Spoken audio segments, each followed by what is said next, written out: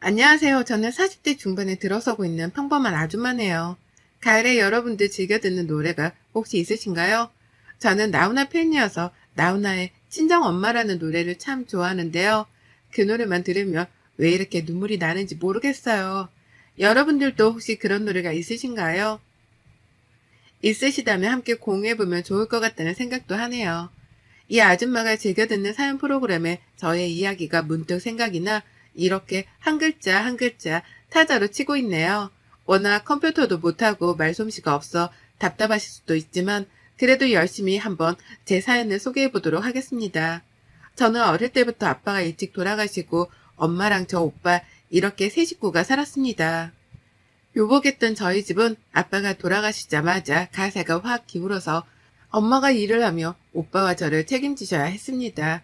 저보다는 오빠가 장남이고 훨씬 더 공부를 잘했기에 저보고 가라는 오빠의 마음에 저는 한사코 거절하고 대학을 포기해 일찍부터 취업을 했습니다.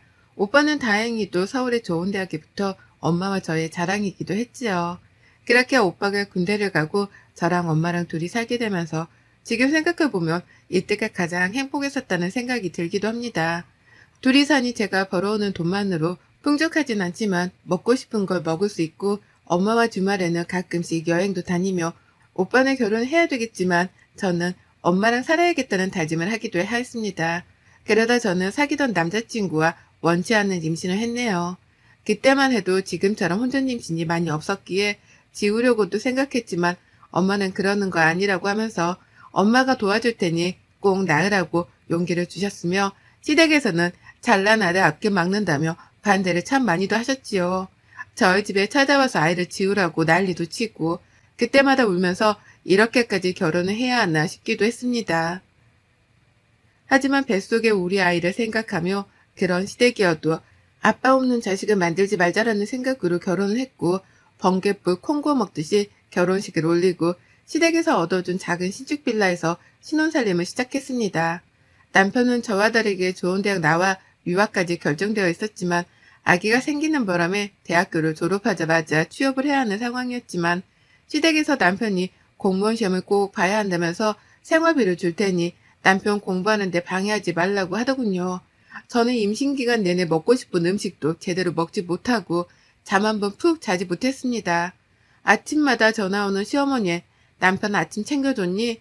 나는 물음에 대답해야 했기에 늘 새벽같이 나가는 남편의 밥을 챙기고 조금 쉬려고 하면 시댁으로 와서 집안일 좀 도우라고 하는 시어머니의 시집살이에 한시도 쉴 수가 없었습니다. 남들은 임신하며 몇십 킬로씩 살이 찐다는데 저는 너무 찌지 않아서 오히려 병원에서 이렇게 되면 출산하는데 힘들 수 있다고 많이 먹으라고 할 정도였으니까요. 임신 기간을 거치고 출산을 하던 날에도 제 옆에 있었던 건 저희 친정 엄마였습니다. 오랜만에 만난 엄마는 저의 모습을 보고 한참을 뒤돌아오셨어요.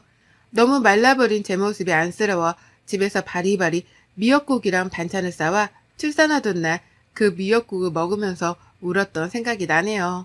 저는 조리원도 가지 못한 채 집에 와서 산후조리를 해야 했고 다행히도 친정엄마가 도와주셔 2주 동안은 참 행복했습니다. 본격적인 육아를 시작하면서 남편은 아이가 울면 밖으로 나가고 친구들과 만나 공부도 안 하고 술 마시고 늦게 들어온 날도 많았습니다. 그럴 때마다 잔소리를 하면 그럴 거면 아이를 왜 낳았느냐면서 저를 타박하기 일쑤였고 시댁도 마찬가지였습니다. 그렇게 아이가 조금 커 어린이집에 가면서 조금은 숨통이 트이기 시작했고 남편은 거의 4년을 넘게 공무원 시험 준비를 하며 떨어지는 바람에 선배 회사에 취직하기로 결정을 하였습니다. 그럴 때마다 남편은 늘 술 마시고 하는 레파토리가 있는데요. 저를 만나 자기 인생이 잘못됐다고 늘 한탄하는 거였어요. 자기는 탄탄대로로 갈 수 있는데 저와 아이가 생겨서 그렇게 되었다고요.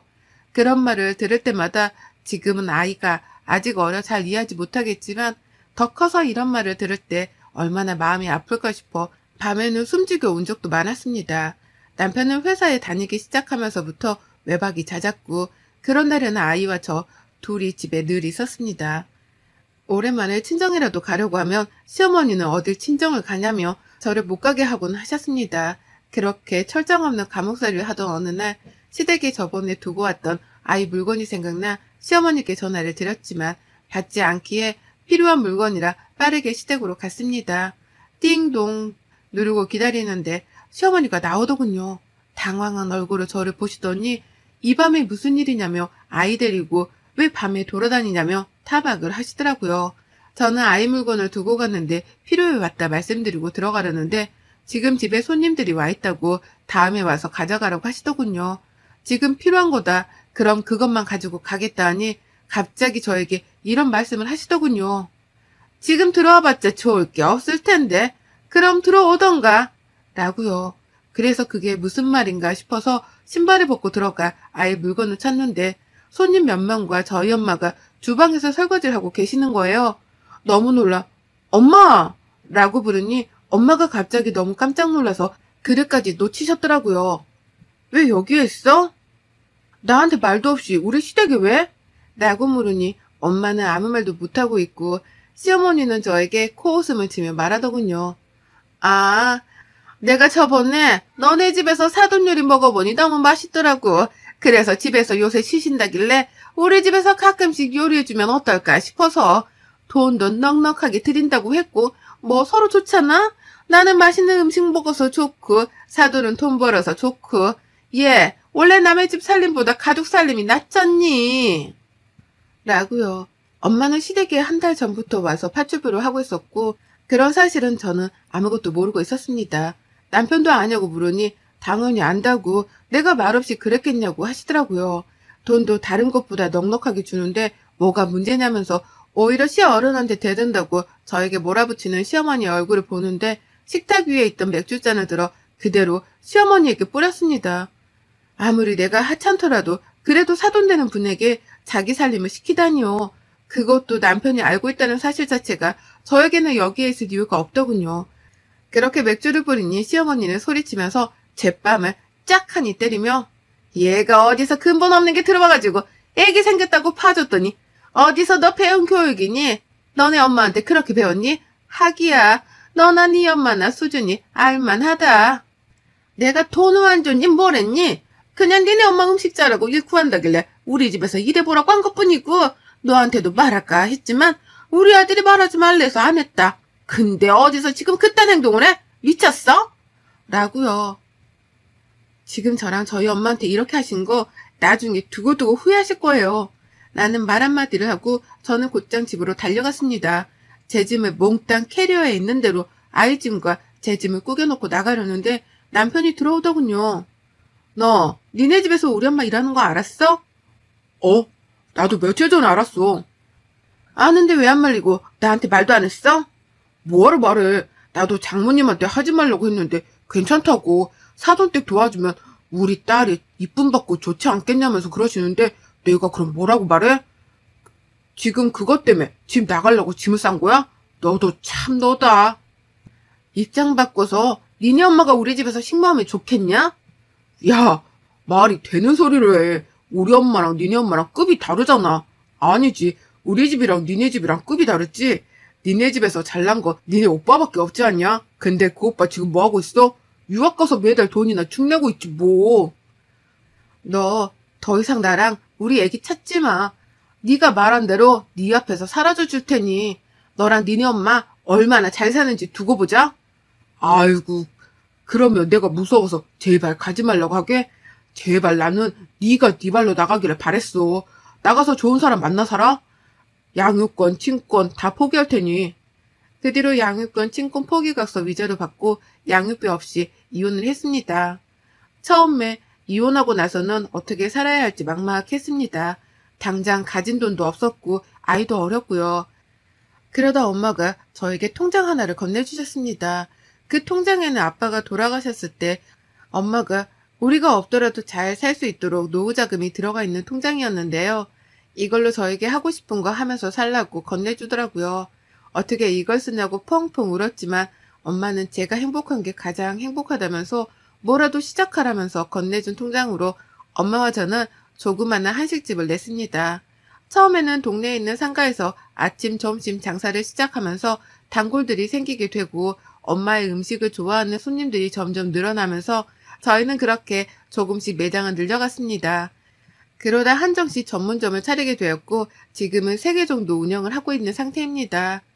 저희 아이 또한 아빠 없는 삶에서 돈의 여유라도 주고 싶어 시작했던 일이 다행히도 잘 돼 아이가 하고 싶은 거, 사고 싶은 거 다 해주면서 살았던 날들이 벌써 이렇게 시간이 지나갔네요. 단칸방에서 시작했던 우리는 이혼하고 난 뒤 원룸에서 투룸으로, 투룸에서 쓰리룸으로 지금은 경기도 40평대 아파트에서 엄마 저, 우리 딸 이렇게 셋이 살고 있네요. 저는 본종과 2곳을 옮겨 다니며 일을 하는 중이고 저희 엄마는 이제 조금은 쉬시고 있는 상태입니다. 그날따라 엄마가 가게에 나와보신다고 해서 예약건이 많아 응대하고 있는 찰나에 엄마의 지인분이 오셨다고 인사하러 같이 가자고 하시더라고요. 친한 지인분이라고 하길래 저도 함께 인사를 드리러 갔다가 룸에서 나오는데 정말 낯익은 얼굴이 보이더라고요.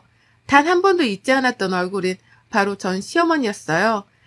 저랑 저희 엄마를 처음에는 못 알아본 것 같은데 제가 똑바로 쳐다보니 갑자기 생각이 났다는데 쳐다보더라고요. 근데 자기 지인과 저희 엄마가 인사를 하니 놀랐겠죠. 뻔뻔하게 저희 앞으로 걸어오더니 그 지인에게 자기야 누구야? 라고 물어보더라고요. 그분은 여기 나랑 친한 언니 내가 예전에 말했잖아. 한정식 집 크게 하는 큰손 바로 이 언니야. 그 한정식 크게 한다는 사람이 지금 이 사람이라고? 그렇다니까. 언니가 음식 솜씨가 워낙 좋아서 내가 여기 음식을 못 끊잖아. 하고 웃는데 전 시어머니 표정이 굳어지더라고요. 저희 엄마는 그럼 잘 먹고 가시라고 하고 저도 그 뒤로 휙하니 나왔어요. 정말 한순간도 잊지 않았던 얼굴인데 여기에서 마주치니 사실 좀 놀라기도 했습니다. 그리고 그 다음날 매장에 나가 예약건들을 확인하는데 누군가 저를 찾아왔다고 보니 전 시어머니더라고요.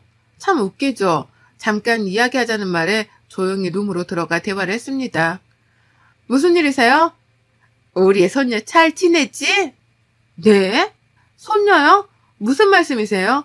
제가 이혼할 때 위자료 한 푼 없이 나가는 조건에는 친권, 양육권 모두 다 포기한다고 했고 자식이라고 생각하지 않겠다고, 손녀라고 생각하지 않겠다고 한 건 어머님이랑 남편이었어요. 이제 와서 손녀라니. 그런 말 입에 올리지 마세요. 그래도 피는 못 속이지. 내 손녀 내가 물어본다는데. 알겠고요. 찾아오신 용건부터 말씀하세요. 너 언제 이렇게 매장을 다 차렸니? 그거야 제가 일일이 대답할 건 아니잖아요. 본론만 말씀하세요. 무슨 본론? 이혼했어도 우리 아들 자식이 너랑 살았었는데 한 번은 아빠를 보여줘야 하지 않겠니? 아빠요? 무슨 아빠요? 저는 저희 딸에게 말했어요. 아빠는 없다고요. 그 사람에게도 전해주세요. 다른 사람 만나 행복했으면 좋겠다고요. 저 오늘 매장이 바빠. 그만 먼저 일어날게요. 빨리 가주시기를 바래요. 하고 먼저 일어났어요. 갑자기 시어머니가 저렇게 나오는 이유를 모르겠어 주변에 수소문을 해봤습니다. 몇 년 동안 전 남편 소식조차 듣지 않아 차단했는데 알아보니 전 남편은 다니던 회사에서도 여러 문제를 일으켜 잘리고 전 시댁은 시아버지가 보증을 잘못 써 살던 집까지 넘어가 지금 좀 힘들어졌다고 하더라고요. 그래서 자기도 소식을 잘 모른다고요. 전 시어머니 속셈을 알 것도 같았죠. 또 오겠지 싶었지만 아니나 다를까 또 찾아온 시어머니와 전 남편 정말 기가 차더라고요. 매장에서 직원들도 있고 이야기하기 어려워 근처 카페에 가서 대화를 하는데 가관이었어요. 자기야 잘 지냈어? 나야. 우리 딸 잘 있지? 나는 딸이 너무 보고 싶어. 정말 미치는 줄 알았어. 야 연기하지 마. 본론만 말해. 아니 왜 그렇게 말해. 나 우리 딸 한 번만 보고 싶어서 왔어. 엄마가 너랑 장모님을 마주쳤다길래 너를 아무리 찾아도 알 수 없고 아는 애들도 없어서 내가 너를 얼마나 찾았는데. 나는 너랑 너네 엄마한테 우리 딸 보여줄 생각 없고 앞으로도 없으니 더 이상 찾아오지 마. 한 번 더 찾아오면 이번에는 이렇게 안 끝나? 얘 너는 무슨 말을 그렇게 하니? 어떻게 자식과 부모의 연을 끝낼 수가 있어? 그러지 말고 한 번만 애 데리고 나와봐. 우리가 걔를 뭐 어떻게 하는 것도 아니고.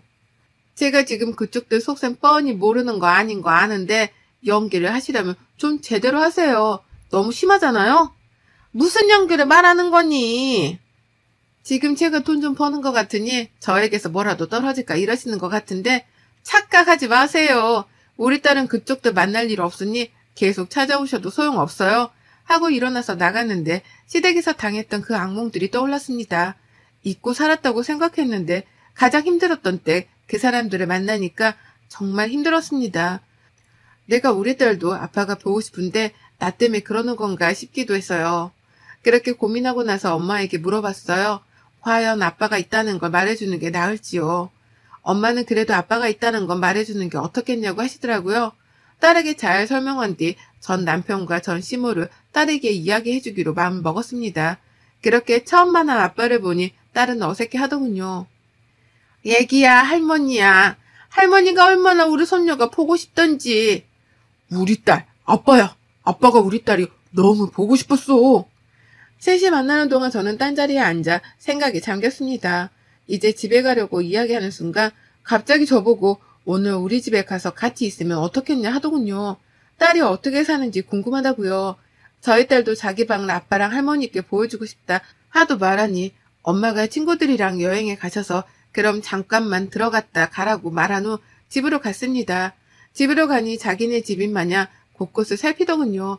그러더니 이번에는 집에서 꼭 자고 가겠다고 이야기를 하는데 정말 너무 뻔뻔하지 않나요? 자꾸 딸을 앞세워 저에게 이야기를 하라고 하는 것 같은데 처음에는 너무 화가 났지만 그래도 천류는 끊을 수 없다길래 손님방을 내어줬습니다. 그렇게 아침이 되었고 같이 넷이 앉아 식사를 하는데 갑자기 전 신모가 저에게 우리 이렇게 가족이 다시 되는 거야? 라고 하는 거예요. 먹던 밥이 튀어나와. 아니 도대체 무슨 말씀을 하시는 거예요? 저는 그럴 일 1%도 없고요. 다만 저희 딸이 자기를 낳아준 아빠가 어떤 사람인지 나중에도 궁금해할 것 같아서 만난 것뿐이지 그 이상 그 이하도 아니니까 김칫국 마시지 마세요. 라고 했습니다. 남편은 제발 자기야 우리 합치자. 내가 잘할게. 그때 내가 너무 어려서 미쳤었나 봐. 우리 딸을 보니 정말 나 다른 곳에 못 갈 것 같아. 내가 더 잘할게. 엄마도 정말 미안하다고 했어. 그래 야 내가 그때 정말 미안하구나. 사돈에게도 내가 정말 사과를 하고 우리 다시 여기서 잘 지내보자. 아가야 내 며느리가 되어주면 안 되겠니? 하며 헛소리를 하는데 아무 말도 안 하고 저는 가만히 있었습니다. 그들은 저보고 긍정의 의미냐면서 좋아하는 순간 번호키를 누르고 들어오던 소리에 저보고 누구 올 사람이 있어? 라고 물어보더라고요. 그래서 대답했어요. 네, 저랑 곧 결혼할 사람이요. 라고 말했죠. 그랬더니 둘 다 순간 놀라 벙 찌더라고요. 저의 애비 남편이 들어오자 저희 딸은 아빠 하면서 달려갔고 애랑이 딸을 안아주더라고요. 시어머니와 남편은 이게 무슨 소리냐면서 놀라길래 그대로 설명해 드렸어요. 말 그대로 제 남편이요. 아니지, 애비 남편이요. 그리고 저희 딸의 아빠요. 무슨 소리야? 아빠는 나지. 너였지. 너였는데 네가 포기했잖아. 다신 보지 않기로 다 서류 써서 제출했잖아. 도대체 무슨 소리야? 아니 그땐 그랬지만 이제는 잘한다니까. 네가 결혼할 거면 딸은 놔주고 결혼해. 너 진짜 콩밥 한번 먹어보고 싶어 이래? 아 맞다. 네가 지금 서류 놓고 기다리는 회사 있지? 네가 그걸 어떻게 알아? 그게 왜? 그 회사에 못 갈 것 같아. 그 회사 우리 남편이 사장이야. 라고 했더니 전 남편의 얼굴이 정말 새빨개지더라고요. 이 사람에게 이야기 많이 들었습니다. 죄송한데 이렇게 찾아오시는 거 주거 침입죄에 해당될 수 있어요. 저희 이번에 결혼식 올리는데 2분 초대하고 싶네요. 저희 부모님도 많이 뵙고 싶어 하시고요. 참 궁금해 하셨거든요. 수준 이하의 사람들은 어떤 사람인지요. 무슨 이야기인지 아셨으면 더 이상 찾아오는 일 없었으면 합니다. 다시 찾아오면 그때는 경찰서에서 배워야 할 것 같네요. 전 시어머니와 남편은 그대로 주저앉아 멍을 때리고 저는 경찰 불러서 나가라고 하기 전에 나가라고 했어요. 그리고 말했습니다. 내 딸이 그래도 자기를 낳아준 아빠가 어떤 사람인지 살아가면서 궁금해할 것 같아서 온정을 베풀었는데 너랑 너네 엄마라는 사람은 끝까지 수준 이하의 사람이라는 걸 알았어. 그리고 어머님 제가 그랬죠? 그때 그 일 반드시 기억하고 있었다고요. 오갈 곳 없어서 일할 데 없으시면 저희 매장에 주방임으로 써드릴게요. 돈은 당연히 많이 드리고요. 생각 있으시면 연락하세요. 라고요. 그렇게 전 시댁과 저의 인연은 완전히 끝이 났습니다. 제가 혼자 사는 것 같아 보이니 만만했던 것 같아요. 그러니 다시 합치려고 수작 부렸지만 그거는 말이 안 되는 이야기인 거잖아요. 수준 이하의 사람들이니 수준 이하로 대해줬으니 더 이상 찾아오지 않겠지요. 그렇게 저는 오랫동안 마음속에 품어왔던 감정을 보내주었습니다. 저희 애비 남편은 저희 친정엄마가 소개해준 사람이에요. 오랫동안 단골로 왔던 부부가 있었는데 그 부부와 엄마가 연을 잘 맺어 저와도 이렇게 인연이 닿았답니다. 알고 봤더니 굉장한 재력가의 집안이었던 저희 시댁은 정말 검소하시고 늘 배려하고 이해하는 삶이 가장 행복하고 윤택한 삶이라고 말씀하시거든요. 그 삶의 목표를 이어받아 저도 이제 남편과 저희 딸과 엄마와 행복하게 살고 싶습니다. 저의 새 출발을 응원해 주실 거죠? 여러분의 생각은 댓글로 남겨주세요. 오늘도 시청해 주셔서 정말 감사합니다.